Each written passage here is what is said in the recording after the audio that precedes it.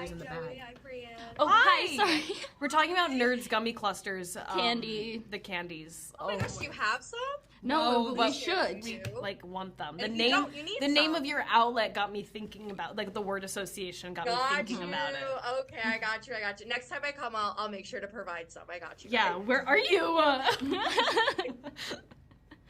But I am so excited to be speaking to the two of you. I mean, your performances in this film, absolutely incredible, and congratulations, really. Thank you. Of course. Joey, I'd love to start with you because I know you've been a fan of the book since you were 11 years old. I'm curious, what was it about Tally that resonated with you back then, and how did playing her deepen your appreciation for what she represents and the journey she goes on?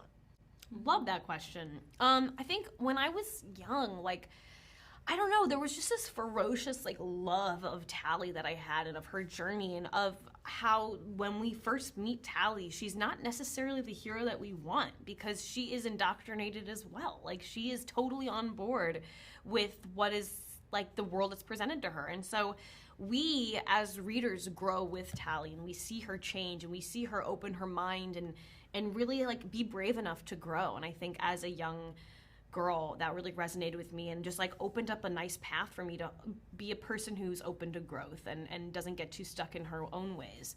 And so seeing this through now is just, like, it's an amazing, like, full circle moment for me. I've always wanted to play Tally, and you know, it's pretty insane. You know, it was a long road to get this movie made. It's very crazy that it's coming out now. I feel like I've been with this project for a really, really long time, and it's seen many different, like, as an actress, I feel like I've seen so many different, like, you know, periods of my career and my life, and I'm so excited that this is finally seeing the light of day. Mm-hmm. And then Brianne's awesome to see too, as a longtime fan of yours too. She's the best. I love her so much. I love you.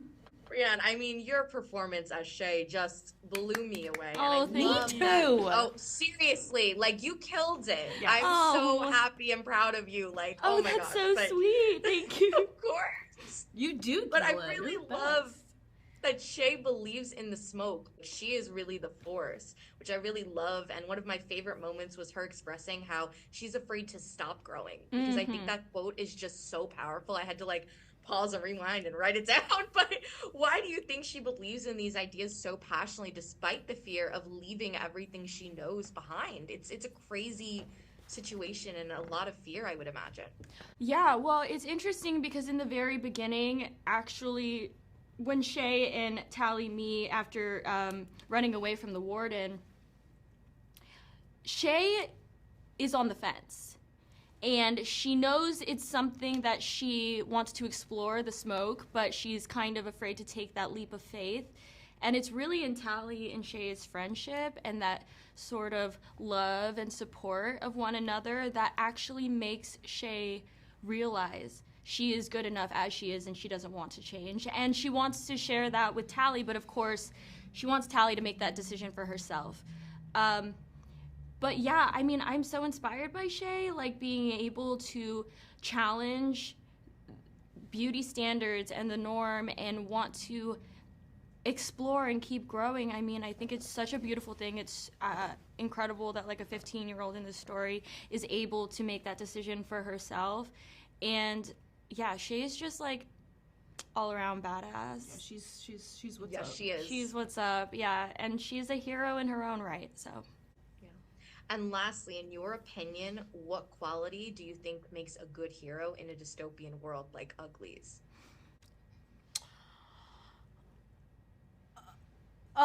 They have to, you know what? They have to be a good hero, like, not always, but I think what's interesting is sometimes, you know, a good hero has to be on the bad guy side first and then turn themselves around. Like, own up to, but, like, Tally owns up to her mistakes. Yeah. And she wants to clean up her mess, but, like, not go back to the way things were. She wants to, you know, open people's eyes. Yeah. And I think that's really brave of her. Well, I grew up loving dystopian movies and loving those characters, and I know you two are going to inspire a whole new, like, generation, and I'm so excited for it, and just congrats on everything. Thank you so much. Thank you you so much. Have a great rest of your day, guys. You too. Hi, Heath. Hi, Chase. Hey. Sophia Soda with the Laverne color, and Hey, how are congratulations ya? on this movie. Amazing performances, and Thank you. it was Thank just, you. I really enjoyed it. Thank you. Appreciate that. Of course. So we are going to be talking spoilers for this interview, and then we're going to hold it until after the movie is released. So feel free to say Alrighty. anything you'd like. But Chase, I would love to start with you in your character's final moment. Mm. Do you really think he remembered Tally? If so, what do you think it was that kind of brought him back to himself, and how did you go about playing that scene? What was your approach? Yeah, I think he did. I think, we see through the process of the film, he's one of the few people who actually is having slips with his surgery. And I think that's a testament to his feelings towards Tally and his feelings towards wanting that sense of normalcy. And, he also does some very horrific acts. And very shortly after, we see him see people that he cares about. So I do think that in that last moment before he, has the unfortunate tragic fall, he saw Tally, and that was a little bit of flashback to good old Nose. Yeah, broke my heart a little bit. A little bit. A lot, because A I love you lot. as an actor, so it broke my heart a lot. I was hoping you were gonna stick around. Keith, for David, seeing his father murdered was obviously like a life-changing moment for him. How do you think that's going to affect how he handles things going forward, especially with Tally? Yeah, I mean, I think David, he was taught early on to kind of see the best in people. And I think what Tally brought to the smoke was something new. It was something that felt real. And he's seen the mistakes, the imperfections of just the way she thought about life, but still was trying to figure out, and listen and see what is happening in the smoke and how she can, apply that to her life and change and see that there's a different way of living. But I think moving forward is just, is more now, it's kind of like he's losing his innocence just a little bit. But at the same time, I think David's parents kind of instilled something in him that kind of prepared him for that moment. He knew, he knows there's people out there who don't see the world like him and can bring something like that to where, the smoke is. And, I wouldn't say influence a tragedy. She didn't mean to, but it happened. And I just think David is a forgiving person, and he was just kind of, brought up like that. But it definitely will make him a little hesitant moving forward. But I just think that's life, you know what I'm saying? I think as we get older and as we go through this journey of life, we reach obstacles where it's like, it affects us a little bit, but we still try to, truck forward and have that tunnel vision. Yeah. And there's two things that stood out to me about both of your characters. Keith, for you, I mean, getting to see your character have his parents, since that was obviously missing for so many other, 16-year-olds. They were missing growing up and all of that. That was such an element to, I think, who your character was. And then Chase, for your character, I think what I loved most about you playing him was getting to see this, range for you as an actor. Thank you. Getting to see how he was in the beginning, and then getting to see just everything taken away, and you did a great job with that. Can Thank you you very both much. talk to me about those elements? Because I feel like your characters were unique because of those two things. Yeah, go for it. I think you've seen a lot of David's parents in his whole makeup. You know what I'm saying? He's one of those, he's born into a system, but it's a really good system. They're teaching him a way of life that I feel like us in the everyday world should be taught. You know what I'm saying? Absolutely. And you see that in his leadership. You see that in the way he just handles his people and even new people coming into what the smoke is. And I think that was so important to see. And, as a young black male too, it was dope to see, two black parents and raising this black son and in this world. And we don't talk about color in this film or talk about race or backgrounds, but it's still amazing to see because it's that young, black child out there watching the film and seeing that, and I think that was so powerful. And I thought that was really cool. And I hope, when people watch, they see that in David and they recognize, just seeing his household and his two parents and how much that affects him in a positive way. So, yeah. Yeah, that's very true. I think with Paris, it was an interesting journey because it's not directly, how the book portrays him, but it was fun to play something that had the different layers and to be able to go through the stages of the character and going with the parents element of it. You see how much he clings to Tally in those early moments in the film, because that is his version of family in the ways that this world is presented to them, and the ways that he knows it to be is we have to wait. We have to wait till after we have our procedure to move forward. And I think when he realizes in those moments later on that something's not right, we're seeing that shift of him trying to find his found family, so to speak. I think, we have this perception in society that family is blood-oriented, but we realize as we get older that our closest friends and colleagues along the way also become family. And so I think with Paris, we just see that longing for family in the ways that they take it from you. And unfortunately, till he gets to the point to where he really realizes that something is not right, and just like we see in society, sometimes people take control of other people's lives, and there's a shift that is unfortunately not something we can change. And it was just really fun to play a character that had so many different variables, and come into work and one day, I've got a nose prosthetic, and then 3 days later I've got a muscle suit on. So it was just a very, very different experience for me, and I hope the audience really enjoys the journey of Paris.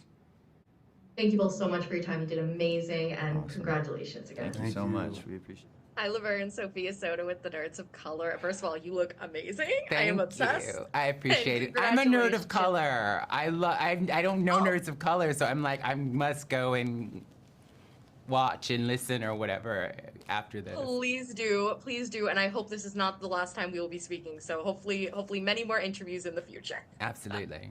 But congratulations on an amazing performance in this movie. I mean, Thank I you. absolutely loved it, and you just made such an amazing villain. So I want to ask, what qualities do you think are necessary in order for a villain to be memorable?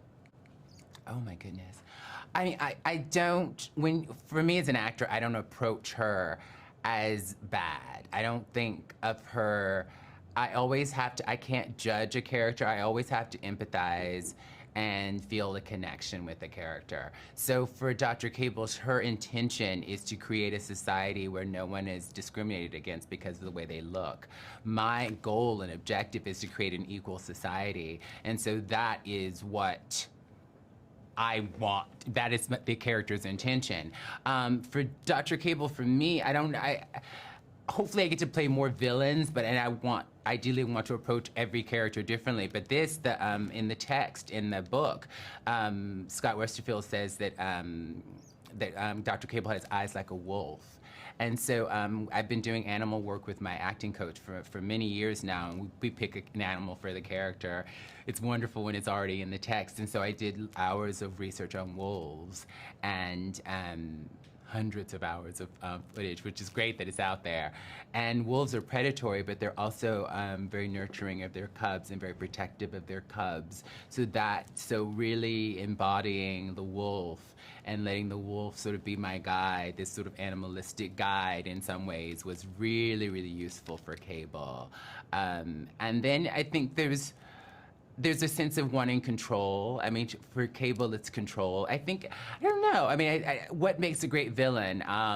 I think about the villains I love. I actually think, I didn't think of this at the time, but I think in retrospect that Dr. Cable is sort of a cross between Darth Vader and Miranda Priestley.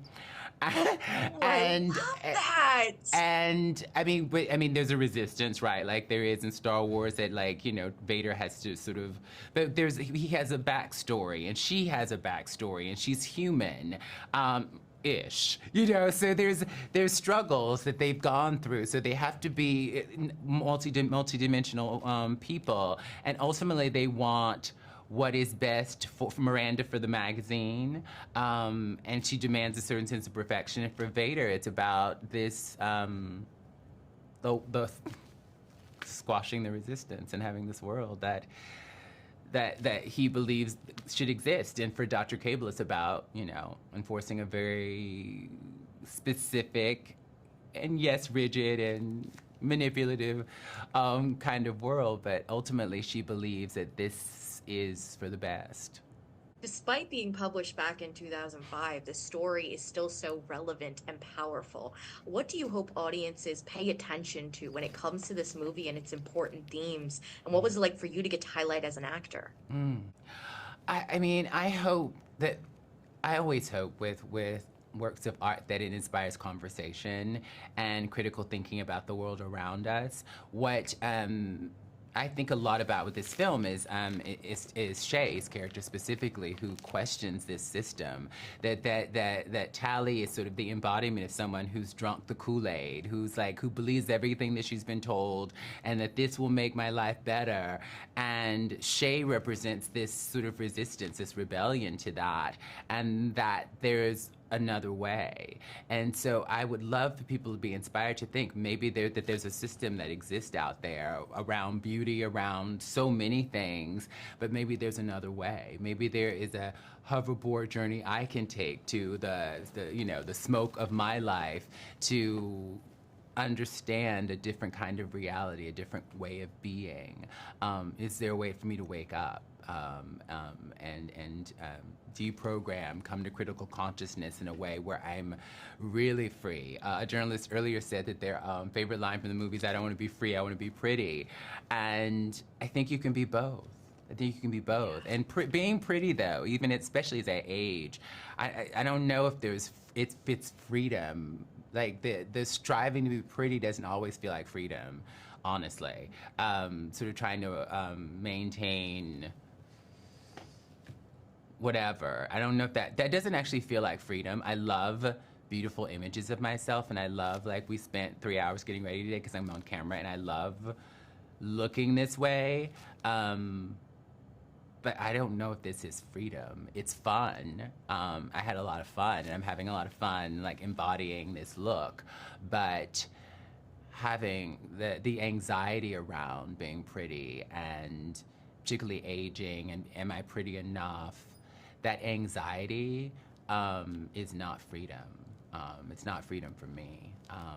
And the realization, the reality is that there's always someone prettier. There's always someone, especially, I mean, there's someone younger, prettier, thinner, or curvy, or whatever the new standard is. There's always someone who's doing it better than you. So there has to be something else.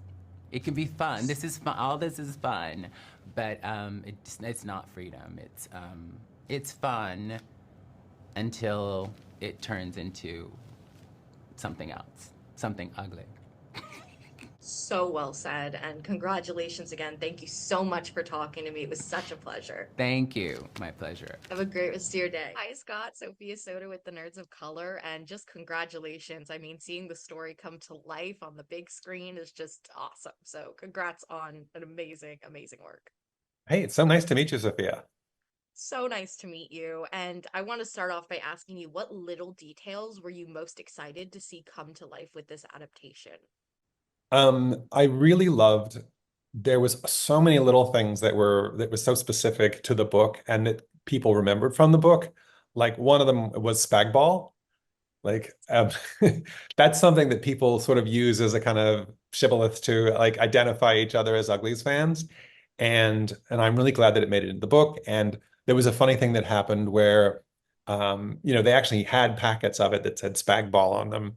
And at one point, Joey had to eat them, for a take, like dried, because she doesn't have any water anymore. She doesn't have any fire starter anymore. And so, and of course, in a movie, you have to do like 30 takes. So the first time it's like dried ramen. It's fine. But, like, by the 15th take, she's like, this is the most terrible thing that's ever happened. And it's just like what happened in the book. Like, she was forced to eat the same thing again and again and again. And I mean, speaking of Joey, this cast is just absolutely incredible. Every single person just really delivered when it came to their role. I'm curious, who surprised you the most in a good way with the direction they took their character? Oh, that's really interesting. I think I like the way Keith Powers is, he is really magnetic and he's a leader, but he's also, like, he's an outsider. Like, he doesn't belong. He's the only not city kid in the world these days. Yeah. He's the only person to grow up in the wild. He's got this old-fashioned weird name, David.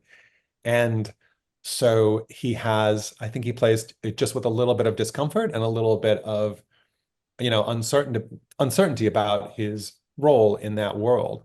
And then that's in the script. There's that great conversation he has with Joey about exactly that. Like, all these people look up to me, but like, how am I a hero? Because he's just like, to him, he's just a weird kid. And I think everybody can relate to that, like that feeling of, every time you, you hit a home run, or, get the starring lead in the play, or you like find yourself making a movie, you're like, but I'm just a nerd. Like, why? How am I the executive producer? So I appreciated that part of his performance. If fans pay close enough attention, they'll actually see you in the movie. What did that mean to you to not only be involved so heavily behind the scenes, but to be included in that visual aspect when it came to bringing your story to life? It was really fun getting into costume. I love my costume. It really fit well. I sent them my measurements ahead of time, and I realized, oh wow, bespoke. Like, like this was made for me. I could get used to that. And it was just really fun to like just to be a working actor for a minute, to like have to like get that wheelbarrow in the right spot at the right time, like for 10 takes or something. And you are really a part of a community when you go out and get up at 7 a.m. and all these people are away from their families, they're away from their homes, they're doing crazy hours, and all to make this one thing and to make it as good as possible. And on the one hand, I was kind of on the outside as an executive producer, but once I put on my costume, I'm like, yeah, let's get this take. Yeah. So that was really fun. Lastly, very quickly, there's obviously 4 books in the series. Are we hoping to continue the story? Like, we are. We're going, right? Okay. Yeah, we gotta go. We gotta go. Like, watch it early and often. That's what I say. Yeah. Perfect. Well, I can't wait. I'm hoping for that sequel, and congratulations again. It was really incredible. Beautiful. Thank you so much. Lectures, fanboys, professional artists, and professors. Maybe a nerd who's just like you, talking about the things that you like too. So I invite you to the NOC. In full color, you see me. The Hard Knock